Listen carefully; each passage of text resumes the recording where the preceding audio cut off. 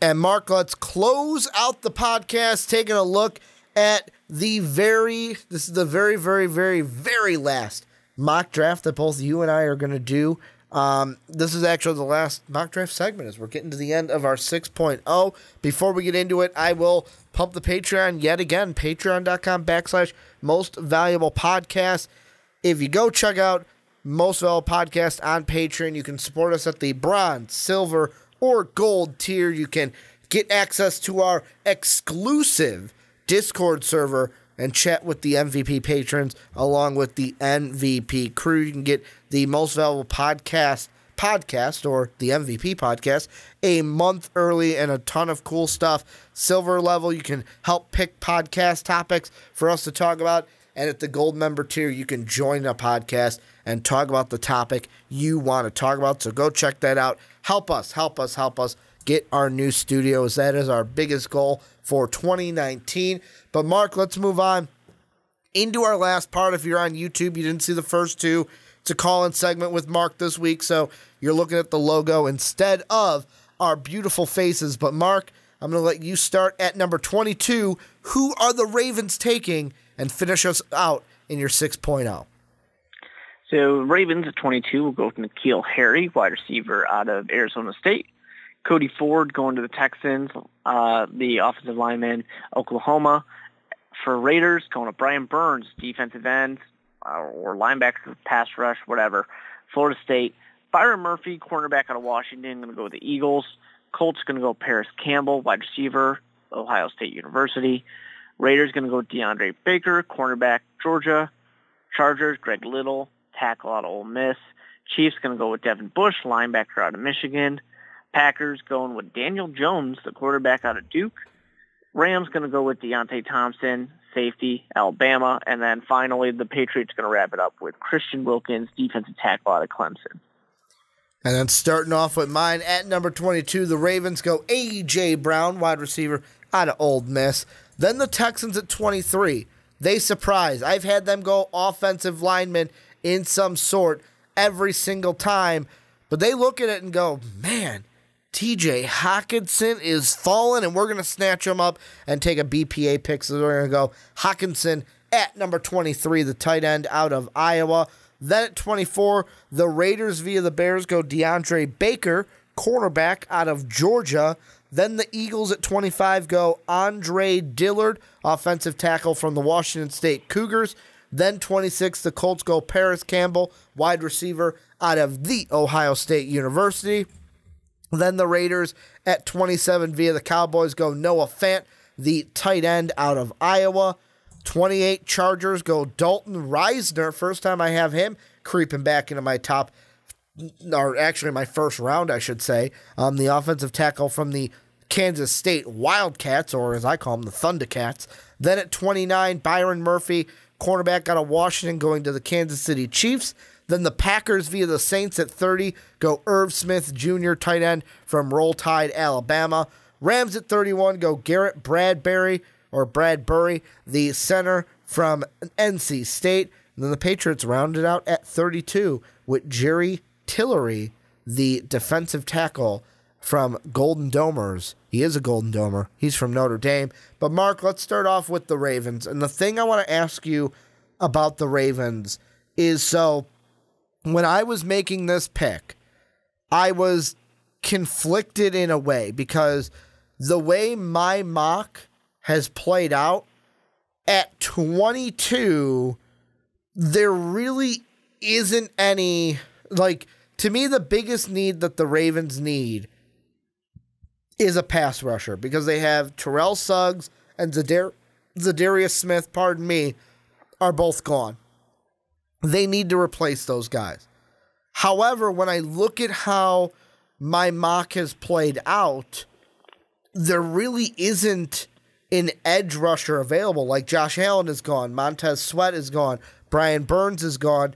Really, the next guy up on the board is Jalen Ferguson, and he's a guy that's really no longer a first-round talent. He's kind of slipped himself into the second round that's why for me, I had them go wide receiver because A.J. Brown was still there, and it might be a better pick for him because they also do need receivers. In your mind, the first thing I'll ask you is, in your mind, did yours kind of play out the same way that, they really need an edge rusher, there's just not one here that you could draft that you could not justify a reach for at 22? Well, no, not necessarily. I mean, sure, the edge rushers are gone already, but they really need a wide receiver. So, I mean, I think a wide receiver is at least their second highest need. Mm-hmm. They definitely need one, and they need to get something else. Because I looked at them last year when Lamar Jackson came out there, and the guy's just running. I don't know if he's afraid to throw, or if the coaching staff is just not allowing him to throw, or maybe they're the ones that are scared to let him throw. Mm-hmm. But you can't continue playing like that. He has to be able to throw the ball at some point, and he's going to need some people to throw the ball to. So that's why I sit there and I say, yeah, you got to get something going on there. Go ahead and get yourself that offensive weapon, so he's got somebody to throw the ball to. Well, and the interesting stat is, do you know how many receptions their wide receivers had combined last year? I'm going to guess not very many. 81. 81 out of all their wide receivers last year. That's how many receptions they had. They've got to do more. And that's like, with me and the the Ravens,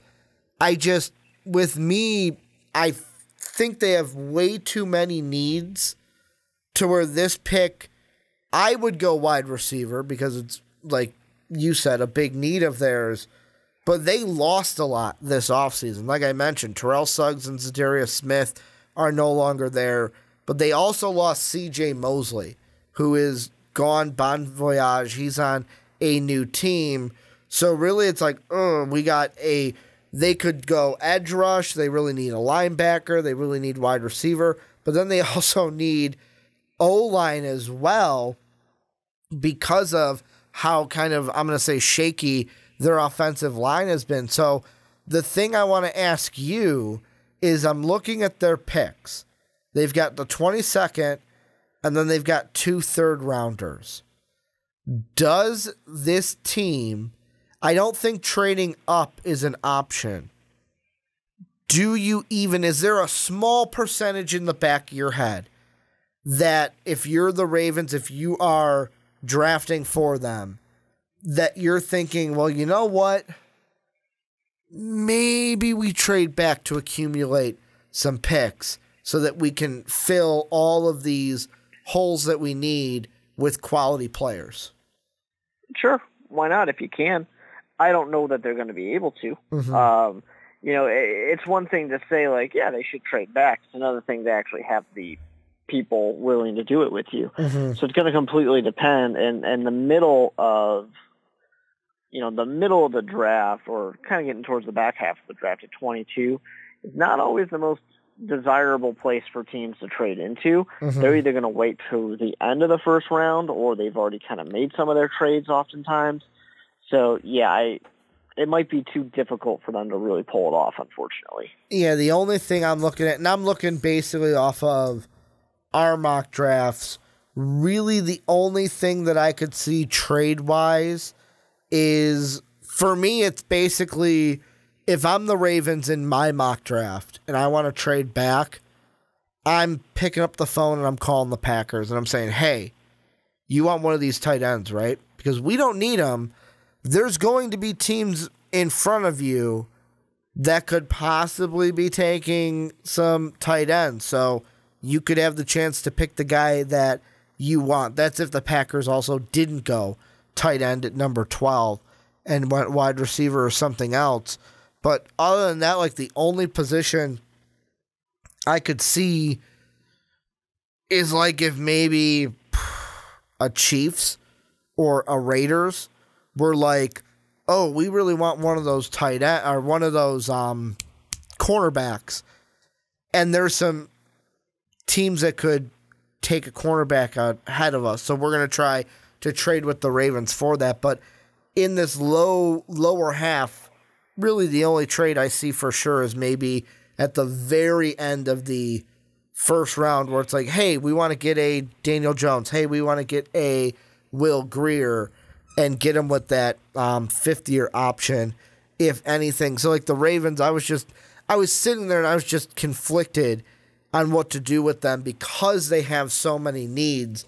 But I feel like with ours, they both get a big one with wide receiver A.J. Brown and N'Keal Harry. Let's go in draft order. I know I wrote them in a different order, but we'll go pick order. The Eagles at 25. What went into your decision to have them go Byron Murphy over any of the other needs that they could have gone with? Yeah, it's an interesting one. Part of me was trying to see, should they go with a safety, which is a bigger need? And they probably could have gone with Deontay Thompson, who was still available for it. But I also was sitting there looking at it and thinking, Byron Murphy, I like him as a player, and I feel like he was kind of falling in my draft. He was certainly low. Mm-hmm. So I kind of looked at it and thought, this is more of a just, hey, we need something, in our backfield. Go with the BPA and just take a guy like Byron Murphy. Yeah, I mean, for me, I'm looking at, let's see. I was looking at some needs. With me, it was one of those where I thought about cornerback because I'm like, you know what? That's a top need for them. And honestly, that's why with the Raiders ahead of them, why I had the Raiders take DeAndre Baker, because as the Raiders, I'm sitting there going, hey, we need a cornerback and tight end were what I was looking at. And I was like, hey, there's a better chance the cornerback we want is not there more so than the tight end we want not being there at 27. So that's why with the Eagles, DeAndre Baker off the board, could have went with Byron Murphy like you did. But the thing that I look at is with this team, you already have a quarterback that has been injured. You no longer have Big Dick Nick behind him. You need to protect him. And this is also a team that you look at, Jason Peters is going into this is one where he's an older guy. So it's one of those where I need some young talent on that offensive line to protect my quarterback that is very has been injured the last 2 years. And Jason Peters is 37 coming into this year. And not last year, was that last year or 2 years ago? Where he had the MCL and ACL injury and was put on the IR. That was 2 years ago. That was October of 2017 when he had that injury. So he's got a knee injury in his history. That's why for me, offensive tackle was the pick there because cornerback's a big one, but I could get cornerbacks later. Offensive tackle, if the Texans weren't going to go with Dillard, I got to grab him up if I'm the Eagles because I got to protect Carson Wentz. And then the very last team I want to throw our way to wrap up everything for our final mock on the year, the Chargers. Why did you have them go offensive tackle like myself? Because this is another team in the Chargers that could go many different ways with their first-round pick. Well, it's just a really big need. It's a huge need for this team. Especially it's funny because you think about a team that constantly has had injury issues in their past. And it's you go from offensive lineman to keep, not that Phillip Rivers was the one getting hurt, but still, it was a pretty easy one for me. Big need, got to go with the player. You've got a good one available for you. So, go get Greg Little. Now, I know that, Greg Little is the guy who, I think we talked about it the other day where at the very beginning of the process, he was 10. At the very top. Uh-huh. Yeah, and it's a whole different game now. But yeah, he's a really good player. It's a really big need. You can't pass that up. Yeah, I saw a mock draft the other day where he had fallen all the way to the 3rd round. And he was in many people's top 10, top 15. early in the process. Yeah, for me with the Chargers, this is another team, kind of all three of these that we've talked about, have numerous needs. The first thing I thought of was kind of the same thing going to our live mock that we did was, hey, they need a cornerback. Like, that's their number one need, arguably, is the cornerback position. Byron Murphy was still available for me. I know for yours, Murphy was already gone. Baker was the one. Actually, yeah, Baker was just taken. So you had all three of the top three corners not there. So for you, you didn't have this debate. I did with Byron Murphy being there. It's like, do I go corner? Yeah, Abrams is gone. Deontay Thompson is still there. We do need kind of another safety to go with Derwin James, so that's another one. Then I kind of thought of, like, would Jerry Tillery be too much of a reach? Because although they do have, pulling up the name here, although they do have Brendan Mabane coming back, they still need to kind of get some talent on that defensive tackle spot to shore up the middle of that line. But the thing I thought about was, if Phillip Rivers is going to be successful, you need to go ahead and get him, what is it, a right tackle? Yeah, right tackle that they need. And I looked at Dalton Reiser, and he's a guy that in college has played right tackle and a little bit of center. So I looked at that, and I'm like, you know what? This might be the one that people say is a bigger reach. Because if I look at, where's the last mock I had him in? Was not 3.0. Was it 2.0 was the last one? It could have been even our 1.0. Yes, it was our 1.0. So it was very, very long ago. I had him as high as 20 when the Titans were there in our 1.0. And then after that, Dalton Reisner was not in my first round after that. That is something where some people might say, well, Ricky, you're reaching because it's been so long since you've had him in the first round. But offensive tackle is a huge need for this Charger team. And then before we close everything up, Mark, I will ask you the same thing that I asked you at the end of the second segment. Is there any pick or any team you want to give a little bit of love to in this bottom half or this bottom third? I'll say Daniel Jones to the Packers is another one where I'm like, is it going to happen? Probably not. Yeah, I forgot about that one. Why? But with all the talk about Aaron Rodgers and, kind of some criticism to Aaron Rodgers makes me at the very least say they could at least think about a future. And you know what? Mm-hmm. Aaron Rodgers isn't going to be around forever. I got one more for you because that sparked something else. I saw that and I was like, really? Daniel Jones is a Packer? I'm like, Mark, you're just doing that because of A, you're a Bears fan, and B, everything coming out about the Mike McCarthy and A-Rod stuff. Here's another thing I want to ask you to end it. What happened in your mock draft that had Christian Wilkins fall all the way to 32?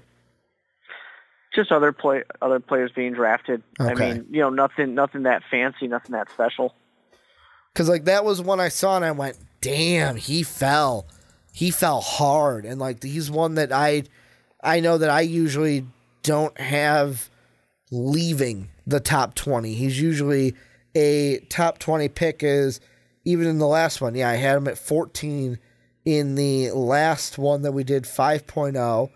And Mark had him, okay, you're consistent. You had him at 26 in the last one. So you've always been a little bit lower on Wilkins. Maybe that was just me being high on Wilkins. But we're done, Mark. This is the last mock draft that we have.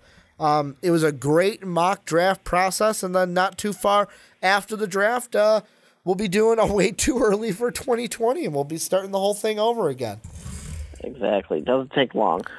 So a little bit of housekeeping here at the end, mock draft style. We are done with mock drafts on the TOK, but we are not done with mock drafts for Most Valuable Podcast. Mainly I have 2 more that I am going to do. I am going to do the same thing I did last year, where later this week on mostvaluablepodcast.com, I will have a written article, a full 7-round mock draft with every team, every single pick, who they are taking. Make sure to follow Most Valuable Podcast on Twitter at Most Valuable Pod so you can see exactly when that one goes out. I'm shooting for Thursday, might be Friday that one comes out. So watch us on Twitter for that. Number 2, next week, probably on the PTP, because that's what I did with it last time, is I am going to do one more mock draft with trades, because I like the trades, and the week of, we kind of get a little happy with who's going to be trading. So watch out on the PTP, kind of a shorter segment of, hey, this is Ricky's official last mock with trades added in. So it's different from what you've been getting on the onside kick. And then after that, we are officially done with the mock drafts. Sean, Dave, and I will be live on our Twitch channel, twitch.tv/Most Valuable Podcast, the night of the first round, to kind of watch the draft with you and kind of talk about the draft like we've done the last couple of years, and like Sean has done for the NBA draft last year, and him and Dave did for the NBA draft the year before. So make sure to mark your calendars and join us for that on the 25th. I want to thank you guys for checking out the podcast. Thank you guys for checking out all of our mock draft content. It's been a great draft process. I can't wait to get to the draft next week to see where these guys go. And then we get Madden in August, and then I can kind of play as these guys in Madden and put them on the teams that I want them to be on, that they were not drafted to in real life. But that's going to do it for the onside kick. Make sure to check us out next week, draft week. We'll have a jam-packed show for you guys. But thank you guys for listening this week, everybody. And as always, have a good day, everybody.